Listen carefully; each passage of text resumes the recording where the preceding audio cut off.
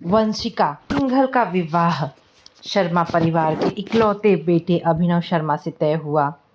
वंशिका नकचढ़ी स्वभाव से घमंडी, पढ़ी लिखी लेकिन स्वार्थी किस्म की लड़की है। लेकिन अभिनव स्वभाव से शिष्ट, समझदार, सीधा साधा लड़का। वो मल्टीनेशनल कंपनी में अच्छे पद पर कार्यरत है। शादी के बाद जब वंशिका पहली बार घर आई तो पूरे मोहल्ले में उसकी खूबसूरती और साज सज्जा की चर्चा होने लगी। शारदा देवी खुश होकर, हमारी बहू तो लक्ष्मी है, लक्ष्मी देखो तो कितनी सुंदर है। हमारे अभिनव की तो किस्मत ही खुल गई। लेकिन कुछ ही दिनों में उनके ये सपने चकनाचूर होने लगे। शादी के 1 महीने बाद का दृश्य। सवेरे का समय था। शर्मा परिवार के घर में हलचल मची हुई थी। सास ससुर पूजा की तैयारी कर रहे थे। बहू वंशिका अपने कमरे से बाहर तक नहीं निकली थी। कमरे में बैठकर अपने मोबाइल पर इंस्टाग्राम स्क्रॉल करते हुए वह चिल्लाई, मम्मी जी ब्रेकफास्ट मेरे कमरे में भेज दीजिएगा। और हाँ, टोस्ट ज़्यादा क्रिस्पी ना हो, मेरे दांत सेंसिटिव है।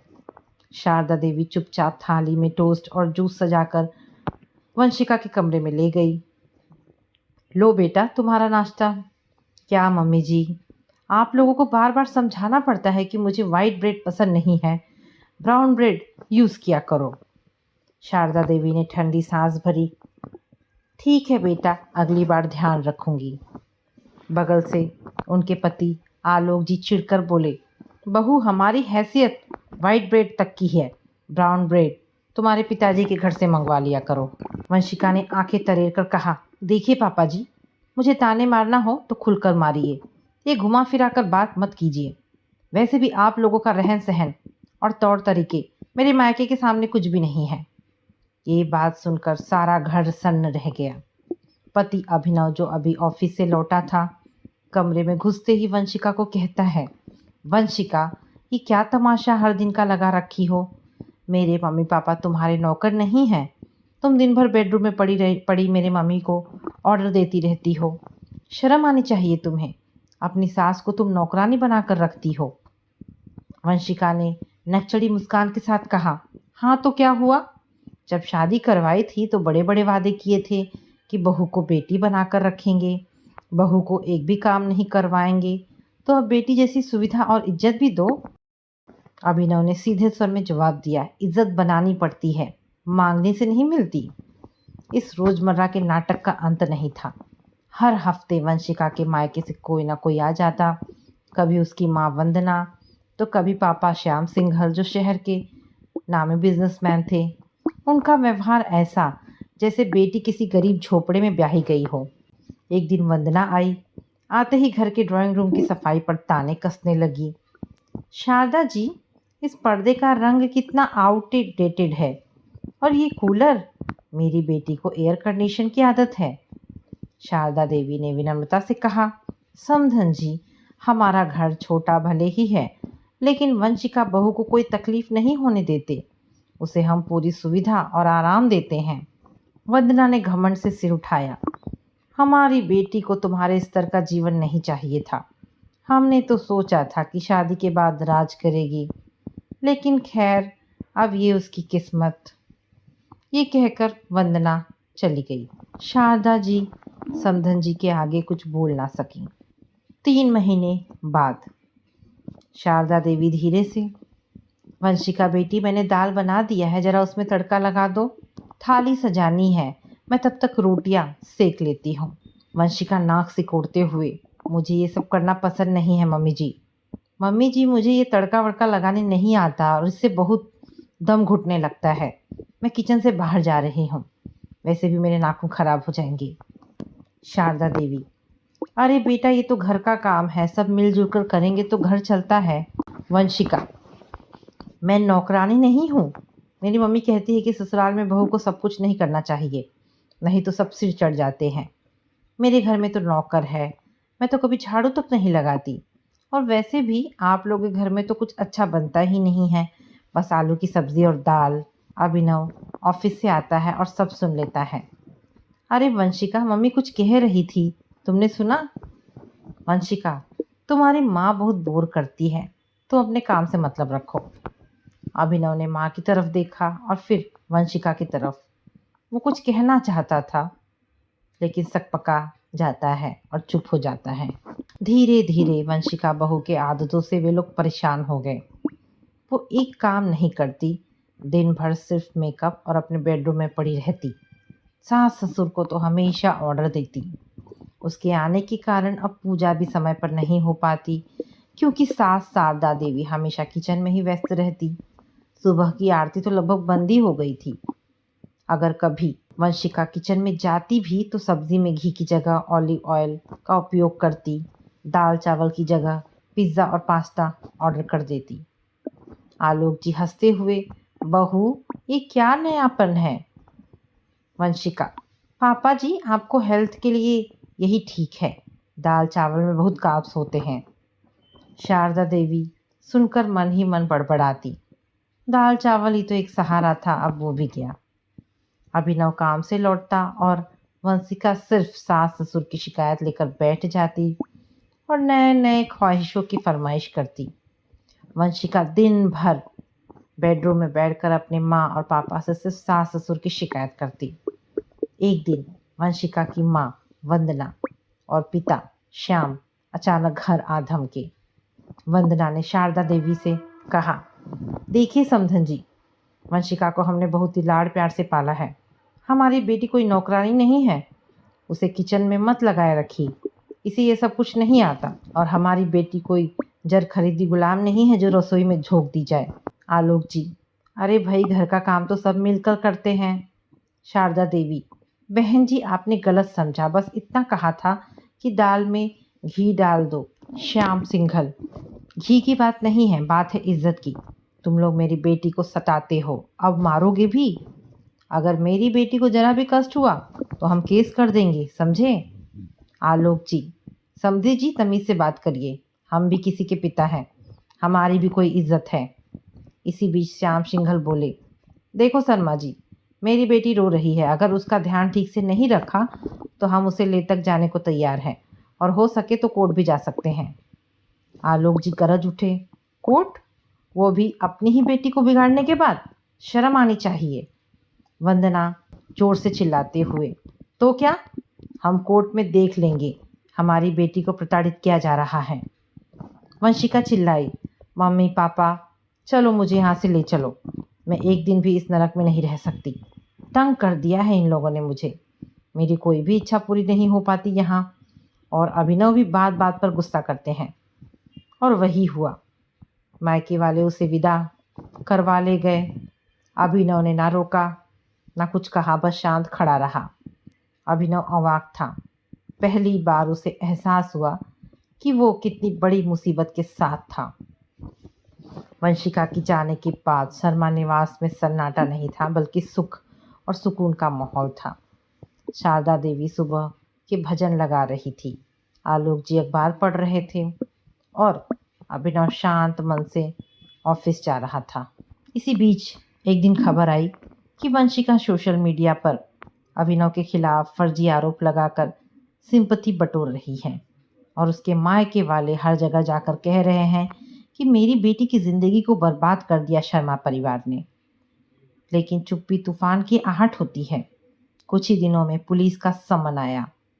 वंशिका के मायके वालों ने अभिनव, शारदा देवी और आलोक जी के खिलाफ दहेज प्रताड़ना का केस दर्ज करवा दिया।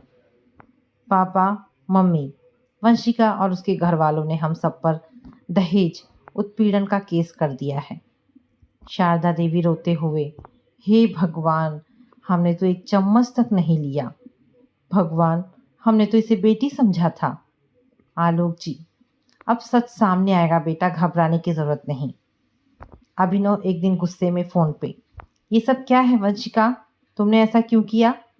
वंशिका, क्योंकि तुम्हारे परिवार ने मेरी कोई कदर नहीं की और अब मैं सबक सिखाऊंगी। अभिनव ने एक फैसला लिया, अब और नहीं। अगले ही दिन कोर्ट में उसने भी तलाक की अर्जी डाली। वजह मानसिक उत्पीड़न, झूठे आरोप, सामाजिक मान अपमान। कोर्ट की पहली पेशी के दिन कोर्ट रूम में तनावपूर्ण माहौल था।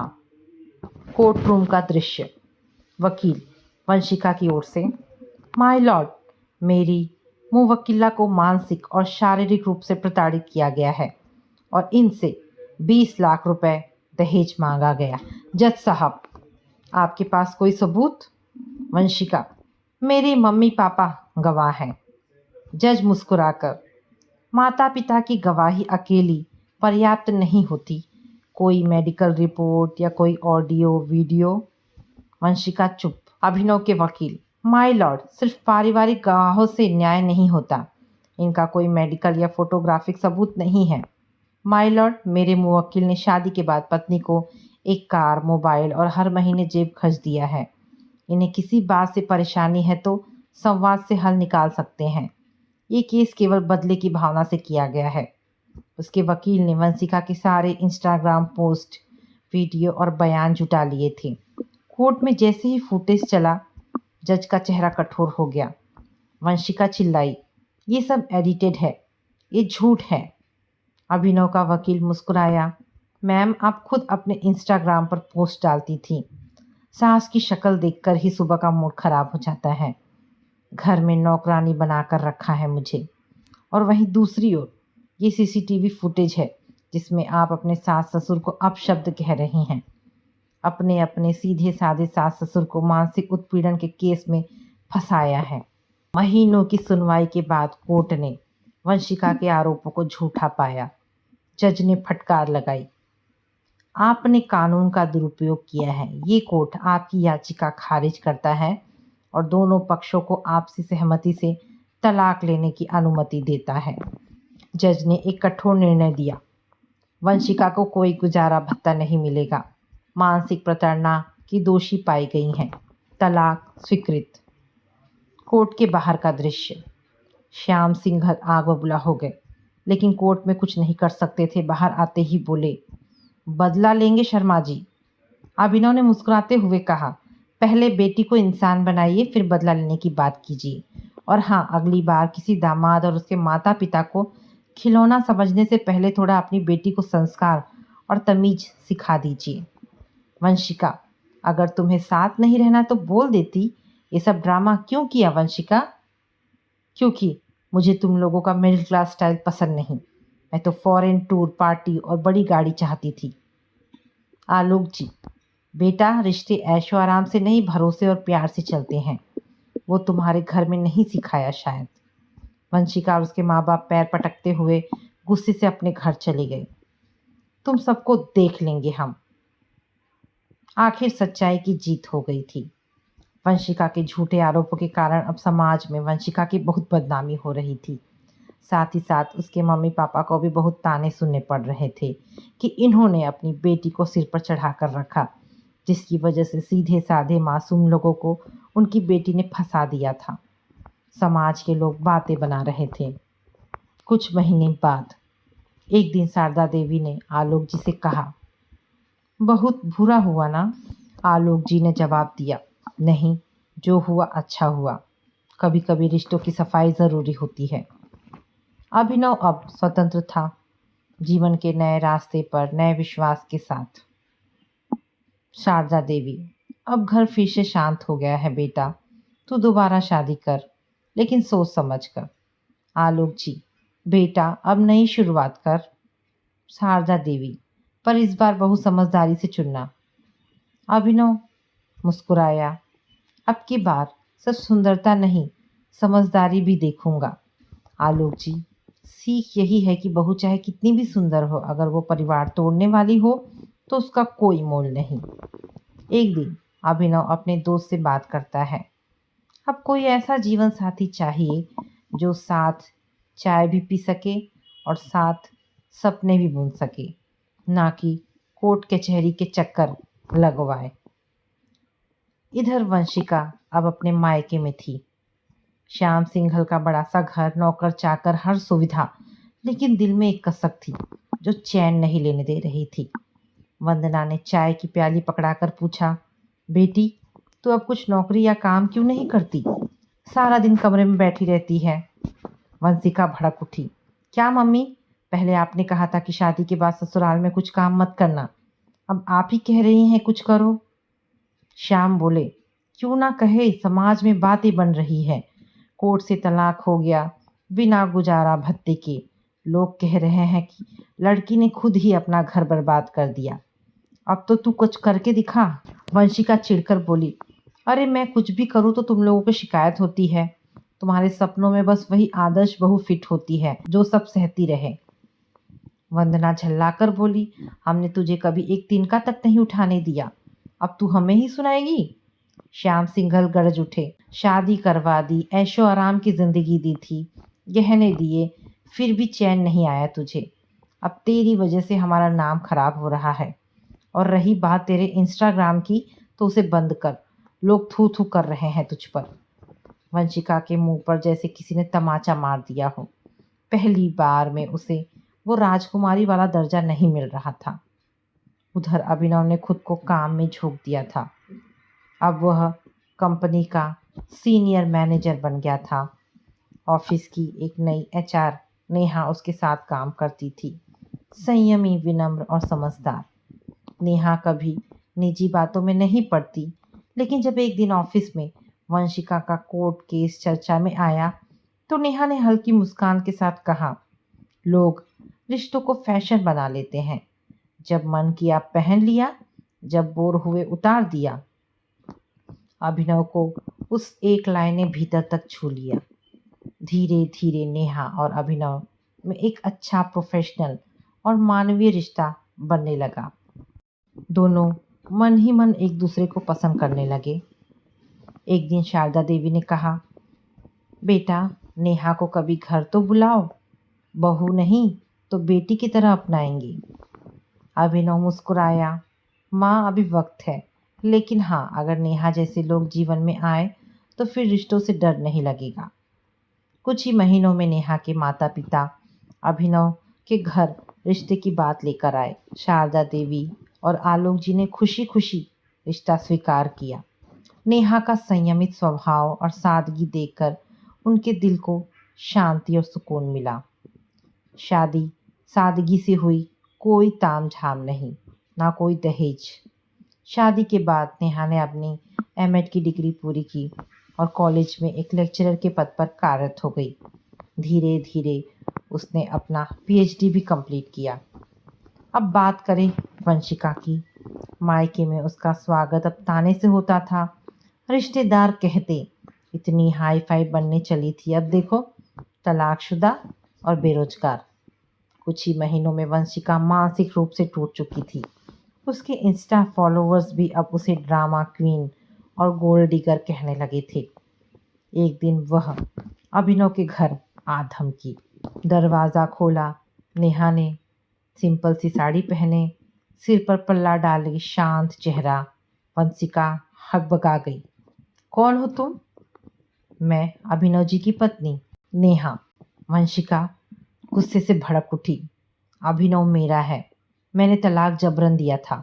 नेहा ने मुस्कुराते हुए कहा, रिश्तों का दावा कोर्ट से नहीं आचरण से होता है।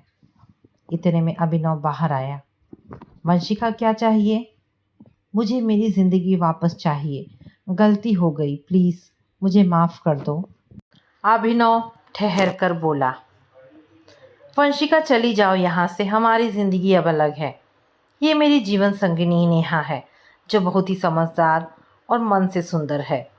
तुम्हारे साथ इतने कड़वे अनुभव मिले हैं कि अब मैंने सीखा है कि सम्मान के बिना रिश्ता केवल बोझ होता है। तुमने मेरा और मेरे माता पिता का जो अपमान किया वो भूलने जैसा नहीं। और हाँ, तुम्हारे मायके वालों को भी कह देना, अमीरी तमीज़ की गारंटी नहीं होती। वंशिका की आंखें भर आई, लेकिन वो जानती थी अब बहुत देर हो चुकी है। वो उल्टे पांव लौट गई। मायके में उसकी बातों का कोई मोल नहीं बचा था। अब लोगों ने उसे शादी के लिए रिजेक्ट करना शुरू कर दिया था। श्याम सिंघल ने एक दिन झुंझलाकर कहा, घर पे पड़े पड़े तुम्हारा दिमाग खराब हो रहा है, बाहर लोग भी बातें बनाने लगे हैं।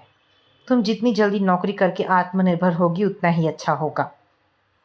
अब वंशिका की जिंदगी वही थी जिससे वह दूसरों को डराया करती थी। उधर शर्मा परिवार अब हर दिन मुस्कान और संतोष के साथ जी रहा था। शारदा देवी ने एक दिन मंदिर में बैठी प्रार्थना कर रही थी, हे ईश्वर, सबको इतनी समझ दे कि रिश्ते घमंड से नहीं प्रेम से चलते हैं। वंशिका के लिए अब हर दिन एक सज़ा था।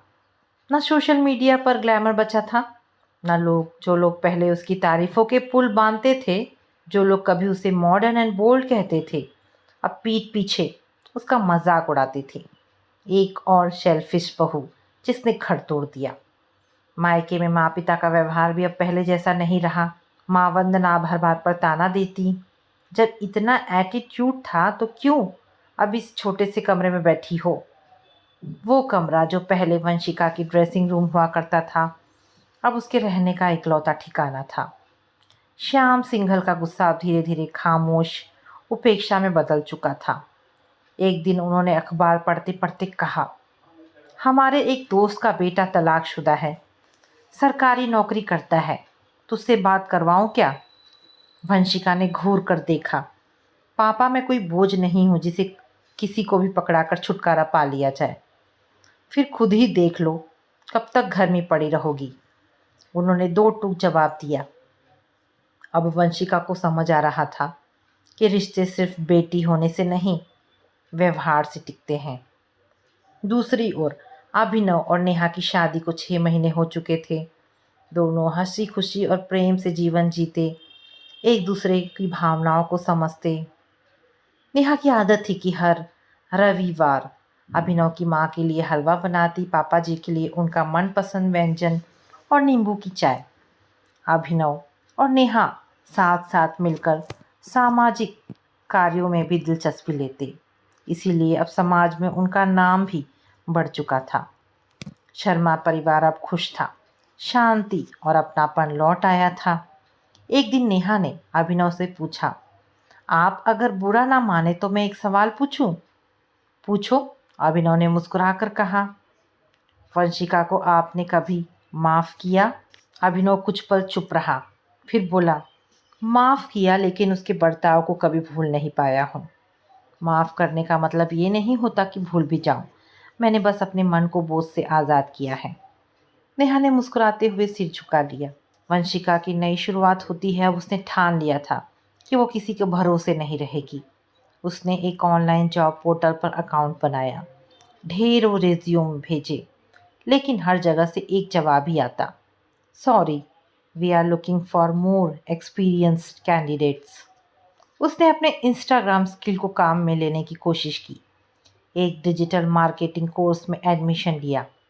माँ पिता को जब पता चला तो झुंझला कर बोले, अब पढ़ाई, शादी के पहले क्यों नहीं किया? वंशिका ने कोई जवाब नहीं दिया। उसे अब बोलने की आदत छूट रही थी। वह हर रोज खुद से लड़ रही थी। कोर्स ख़त्म हुआ और एक छोटी सी कंपनी में इंटर्नशिप मिल गई। शुरुआत में ऑफिस के कॉलीग भी उसे आंखें तरेर कर देखती थी और आपस में गॉसिप करती। सुना है मैडम तलाकशुदा है, भोली भाली शक्ल वाली जैसी दिखती है, लेकिन कुछ काम करने आता नहीं, सिर्फ स्टाइल मारती है। वंशिका ने कोई जवाब नहीं दिया। एक दिन जब उसकी बॉस ने उसे डांटा, अगर तुम्हारा ये एटीट्यूड रहा तो निकाल देंगे, हमें सिर झुकाकर काम करने वाले लोग चाहिए। वंशिका का मन रोने का हुआ, पर आंसू नहीं बहाए उसने। चुपचाप काम सीखा, गलतियां मानी और अपने अंदर बदलाव लाया। 6 महीने बाद उसे फुल टाइम जॉब मिल गई। सैलरी ज़्यादा नहीं थी, पर आत्मसम्मान प्राइजलेस था। उधर नेहा अब माँ बनने वाली थी। शारदा देवी हर सुबह पूजा में गा रही थी, मेरे घर आयो बाल गोपाल। घर फिर से रौनक से भर गया था। आलोक जी बोले, अब भगवान ने हमारी गोद भी भर दी। जो चला गया उसका अफसोस नहीं, जो आया है वही घर की रौनक है। नेहा मुस्कुराकर बोली, पापा, माँ जी, मैं आपकी बेटी हूँ, बहू नहीं। अभिनव दूर से सब देख रहा था। उसकी आंखों में संतोष था, लेकिन मन में एक कहीं हल्की सी टीस थी, शायद एक अधूरे अध्याय की। फिर एक दिन ऑफिस में एक प्रोजेक्ट प्रेजेंटेशन था। उस कंपनी के साथ एक फर्म जुड़ी थी, पिक्सल बी डिजिटल। अभिनव को उसका नाम जाना पहचाना लगा। प्रेजेंटेशन के लिए जो युवती आई वो थी वंशिका। आंखें चार हुई। वंशिका थोड़ी घबरा गई, लेकिन संभल कर बोली, हाय अभिनव। हाय, अभिनव ने शांति से जवाब दिया। प्रेजेंटेशन शानदार था। मीटिंग के बाद कॉरिडोर में आमना सामना हुआ। वंशिका बोली, आप बहुत बदल गए हैं। तुम भी, अभिनव बोला, और इस बार बेहतर के लिए। वंशिका की आंखें नम हो गई। मैंने सब कुछ खो दिया पर अब खुद को पा लिया है, और जो तुम्हारे साथ किया उसके लिए सॉरी शब्द काफ़ी नहीं है। अभिनव ने गहरी सांस ली। मैंने तुम्हें माफ़ किया था बहुत पहले, लेकिन अब मेरी ज़िंदगी बहुत आगे बढ़ चुकी है। वंशिका ने सिर झुका लिया। शायद तुम्हें अब मेरी ज़रूरत नहीं रही, उसने कांपती आवाज़ में कहा। नहीं, अभिनव बोला, अब तुम्हें खुद की ज़रूरत है, और अब तुम खुद को पहचान गई हो, बस यही जीत है। प्रेजेंटेशन के बाद वंशिका वापस अपनी कंपनी के ऑफिस लौटी। मन भारी था लेकिन आत्मा हल्की। पहली बार किसी बात का जवाब गुस्से या रोष से नहीं बल्कि स्वीकृति और आत्मज्ञान से मिला था। उस रात उसने अपने कमरे की खिड़की से बाहर देखा। शहर की लाइट चकमगा रही थी, लेकिन अब वो चकाचौंध उसे अंधा नहीं कर रहा था। उसने एक डायरी निकाली। बहुत सालों बाद लिखा, मैंने अपने रिश्ता कभी जोड़ने की कोशिश ही नहीं की थी। अपने अभिमान में जीती रही। मैंने खुद को खो दिया था, और जब खुद को दोबारा पाया तब जाना कि असली क्षमा मांगने में नहीं, सही सीख पाने में है। नेहा की डिलीवरी का समय नज़दीक आ रहा था। अभिनव ऑफिस से सीधे घर आता। सास शारदा देवी हर रात भगवान से प्रार्थना करती, हे ईश्वर सब अच्छे से हो जाए। डॉक्टर ने ऑपरेशन डेट दी 2 जून। उस दिन सुबह 5 बजे नेहा को लेबर पेन शुरू हुआ। अस्पताल में नेहा का हाथ पकड़े अभिनव बैठा था, आंखें नम, दिल में प्रार्थना। जब डॉक्टर बाहर आया और मुस्कुराते हुए बोले, बधाई हो, बेटी हुई है, तो शारदा देवी खुशी से रो पड़ी। मेरी पोती लक्ष्मी आई है घर में। आलोक जी बोले, भगवान ने हमें वो दिया है जो हमने कभी मांगा भी नहीं था, सुख, शांति और एक नई पीढ़ी की शुरुआत। वंशिका अब एक और मोड़ पर थी। उसकी मेहनत रंग लाई थी। पिक्सल बी डिजिटल में उसे सीनियर मैनेजर बना दिया गया था। उस दिन ऑफिस में लंच के समय एक जूनियर ने कहा, मैम आप बहुत स्ट्रांग हो। मैंने कभी नहीं सोचा था कि तलाकशुदा होने के बाद कोई इतने ग्रेस और आत्मसम्मान से जी सकता है। वंशिका ने मुस्कुराकर कहा, मैंने भी कभी नहीं सोचा था, लेकिन जब ज़िंदगी खुद पर भरोसा करना सिखा देती है तब कोई और सहारा ज़रूरी नहीं लगता। उसी शाम वो अपने पुराने इंस्टाग्राम अकाउंट पर लौटी, पर इस बार रील या मेकअप टिप्स के लिए नहीं। उसने एक वीडियो डाला, मैं एक समय घमंड में थी, अपने पैसे, अपने रुतबे, रूप और अपने रिश्तों पर अब मैंने सीखा है कि घमंड सबसे पहले इंसान को ही ख़त्म करता है। अगर आप मेरी तरह टूट चुके हैं तो उठिए, क्योंकि खुद को दोबारा बनाना सबसे बड़ी क्रांति होती है। वीडियो वायरल हो गया। हजारों महिलाओं ने कमेंट किया, thank you for this honesty. 2 महीने बाद एक सोशल इवेंट हुआ, वुमेन ऑफ इम्पैक्ट नाम से। मंच पर कई महिलाएं सम्मानित हो रही थी, सामाजिक कार्यकर्ता, उद्यमी, लेखक, और एक नाम था, Vanshika Singhal, for rising after rowing. Stage पर खड़े होकर उसने जो कहा वो पूरे हॉल में गूंज गया। मैं बहू थी, पत्नी थी, बेटी थी, लेकिन कभी इंसान नहीं बन पाई, क्योंकि मेरे अंदर सिर्फ मैं थी, कोई हम नहीं। आज अगर मैं खड़ी हूँ तो सिर्फ इसलिए कि मैंने खुद को स्वीकारा, सुधारा और फिर से जिया। और सबसे ज़रूरी, मैंने माफ़ी मांगी, सबसे पहले खुद से। वहीं दूसरी ओर अभिनव शर्मा ने अपने सर्वे के साथ बहुत सारे सामाजिक कार्यों में भी सहयोग किया था और दान भी दिए थे, इसलिए अब अभिनव शर्मा शहर में एक जाना पहचाना नाम बन चुके थे। एक बार एक कॉलेज में गेस्ट लेक्चर देने गए थे। विषय था balance in professional and personal life. छात्रों ने सवाल पूछा, सर आपने ज़िंदगी में सबसे बड़ा सबक क्या सीखा? अभिनव ने बिना एक पल सोचे जवाब दिया, रिश्ते जब अहंकार से टकराते हैं तो सिर्फ मलबा बसता है, लेकिन जब रिश्ते संयम और सम्मान पर टिके हो तो वही घर बनते हैं। शर्मा निवास की दीवार अब एक नई तस्वीर थी। अभिनव, नेहा और उनकी नन्ही सी बेटी आराध्या। नीचे एक फ्रेम में लिखा था, जहाँ प्रेम हो वही घर है। वंशिका भी अब नए मकसद के साथ समाज में महिलाओं को आत्मनिर्भर बनने की प्रेरणा दे रही थी। कई सेमिनार कार्यक्रमों में उसे बुलाया जाने लगा। एक दिन दोनों की मुलाकात फिर हुई। इस बार किसी कोर्ट में नहीं, किसी प्रेजेंटेशन में नहीं, बल्कि एक नारी सम्मान सम्मेलन में। एक दूसरे को देखकर मुस्कुराए, बस एक छोटा सा सिर हिलाया और दोनों अपनी अपनी राह पर बढ़ चले। अब कोई शिकायत नहीं थी, बस एक सीख थी। 10 साल बाद दिल्ली का एक प्रतिष्ठित गर्ल्स कॉलेज, सारंग महिला महाविद्यालय, मुख्य ऑडिटोरियम में महिलाओं के आत्मनिर्भरता पर एक विशेष कार्यक्रम आयोजित था। मंच पर आमंत्रित थी 2 विशेष वक्ता, डॉक्टर नेहा शर्मा, सामाजिक कार्यकर्ता, मोटिवेशनल स्पीकर और आराध्या फाउंडेशन की संस्थापक, वंशिका सिंघल, डिजिटल एंटरप्रेनर, नई दिशा नामक महिला नेतृत्व संस्था की प्रमुख। मंच पर नेहा ने पहले बोलना शुरू किया। एक स्त्री का आत्मसम्मान ही उसकी सबसे बड़ी पहचान है। रिश्ते तभी टिकते हैं जब आप खुद को खोए बिना किसी और को जगह दे सके। तालियां गूंज उठी। फिर उद्घोषणा हुई।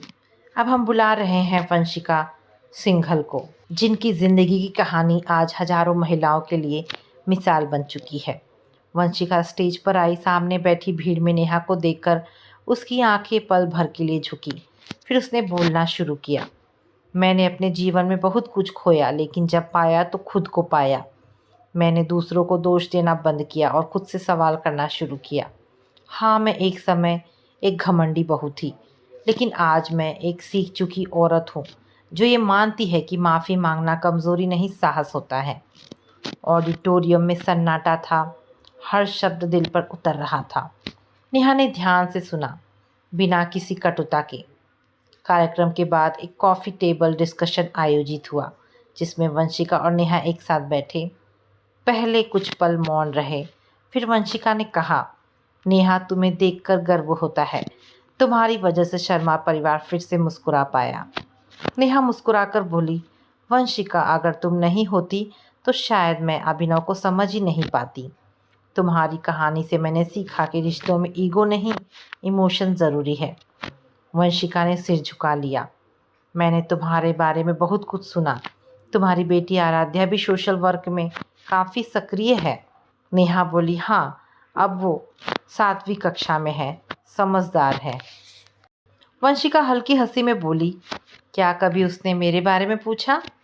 नेहा थोड़ी देर चुप रही, फिर बोली, हाँ, एक दिन पूछा था, पापा की पहली पत्नी कौन थी?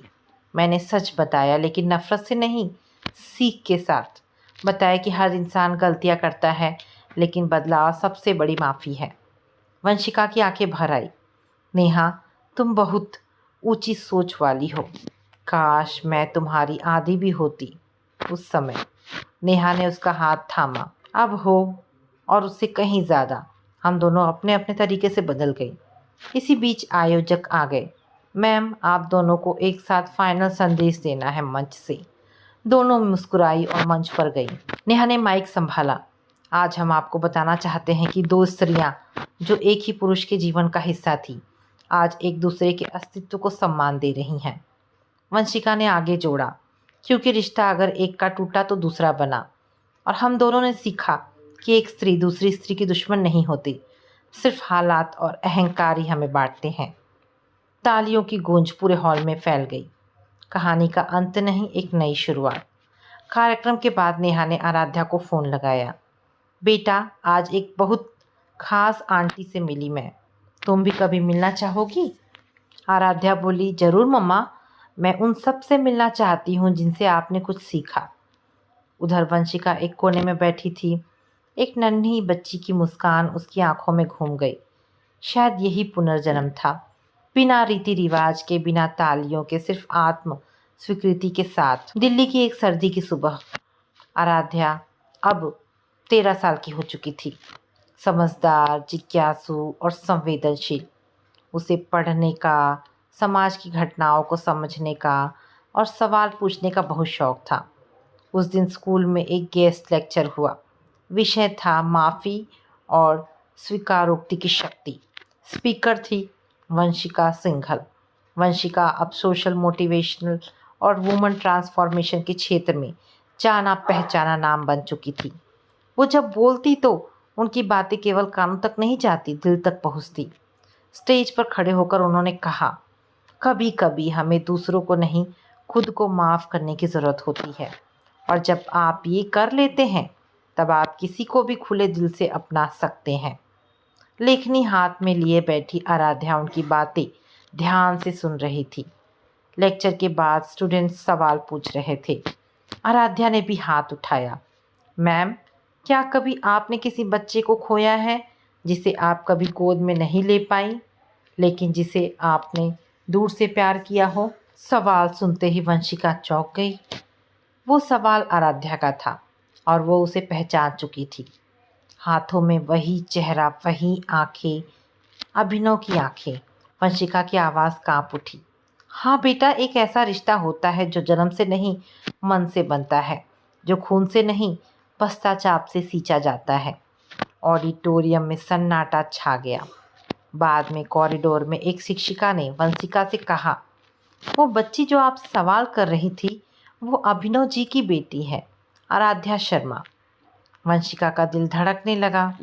कुछ दिन बाद आराध्या ने घर पर मम्मी नेहा से पूछा, मम्मा, क्या मैं वंशिका आंटी से मिल सकती हूँ? नेहा कुछ पल चुप रही, फिर बोली, बिल्कुल बेटा, मिलो, लेकिन दिल में पूर्वाग्रह लेकर नहीं, सवाल लेकर जाओ। जवाब के लिए नहीं, समझने के लिए। अगले रविवार वंशिका एक कॉफ़ी कैफ़े में बैठी थी। सामने बैठी थी आराध्या, स्कूल बैग, टाई और कॉन्फिडेंट आंखें। आप डर रही हैं? आराध्या ने सीधा पूछा। वंशिका मुस्कुराई, हाँ बहुत। क्यों? क्योंकि मैंने तुम्हारे पापा और दादा दादी को बहुत तकलीफ़ दी थी, और शायद उस तकलीफ़ की परछाई तुम पर भी पड़ी होगी। आराध्या कुछ देर शांत रही, फिर बोली, मुझे कभी किसी ने आपके बारे में बुरा नहीं कहा। मम्मा ने हमेशा यही कहा कि हर किसी को दूसरा मौका देना चाहिए, बशर्ते वो उसे जीने के काबिल बना सके।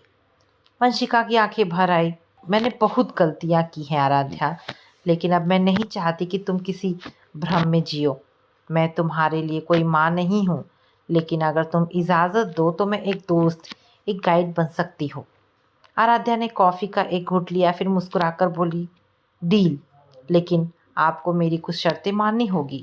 जैसे? वंशिका ने हैरानी से पूछा। हर महीने मुझे अपनी एक कहानी सुनाओगी जो सच हो और जिसमें तुमने खुद को बदला हो, और हाँ, मुझसे कभी झूठ नहीं बोलोगी। वंशिका हंस पड़ी। इतनी बड़ी शर्तें? चलो, मंजूर है। धीरे धीरे दोनों का रिश्ता गहराने लगा। वंशिका आराध्या को छोटे छोटे सामाजिक प्रोजेक्ट्स में साथ ले जाने लगी। स्कूल की बच्चियों के लिए एक मेंस्ट्रुअल अवेयरनेस प्रोग्राम हो या गरीब बच्चियों के लिए डिबेट ट्रेनिंग, आराध्या अब उसका अहम हिस्सा बन गई थी। एक दिन आराध्या ने डायरी में लिखा, मेरे पास दो माएँ हैं, एक जिसने मुझे जन्म दिया और एक जो खुद को दोबारा जन्म देकर मेरी दोस्त बनी। एक साल बाद स्कूल में मदर्स डे समारोह था। बच्चों को दो व्यक्तियों को बुलाना था जिन्हें वे माँ जैसी शख्सियत मानते हों। आराध्या ने मंच पर नेहा और वंशिका दोनों को बुलाया। स्टेज पर तीनों हाथों में हाथ थामे खड़े थे। ताली बजाने वाला हर व्यक्ति रो रहा था, भावनाओं से, रिश्तों के असली रूप से। आराध्या ने माइक थामा। माँ सिर्फ वो नहीं जो जन्म दे, माँ वो भी है जो आपको सुनने का, सहने का और बदलने का मौका दे। मेरी मम्मा नेहा ने मुझे सिखाया कि माफ़ करना कमज़ोरी नहीं, ताकत होती है। और मेरी वंशिका आंटी ने सिखाया है कि अपने आप को बदलना सबसे बड़ा सम्मान होता है। अंतिम दृश्य। शर्मा निवास के लिविंग रूम में एक दीवार है जिस पर 3 तस्वीरें लगी है। पहली अभिनव, नेहा और आराध्या की, दूसरी वंशिका और आराध्या की, तीसरी एनजीओ में बच्चियों के साथ, और बीच में तीनों एक साथ मुस्कुराते हुए। नीचे एक पंक्ति में लिखा है, जहाँ समझ हो वहाँ संबंध होते हैं, और जहाँ संबंध हो वहाँ अपनापन जरूरी नहीं, स्वीकृति काफ़ी होती है। तो दोस्तों, ये कहानी यहाँ पर समाप्त होती है। आशा करती हूँ कहानी पसंद आई होगी। अगर कहानी पसंद आई है तो प्लीज़ इसे लाइक एंड शेयर करें। दोस्तों, ऐसी ढेरों पारिवारिक और शिक्षाप्रद कहानी सुनने के लिए मेरे चैनल को प्लीज़ सब्सक्राइब करें। मिलते हैं एक नई कहानी के साथ। धन्यवाद दोस्तों।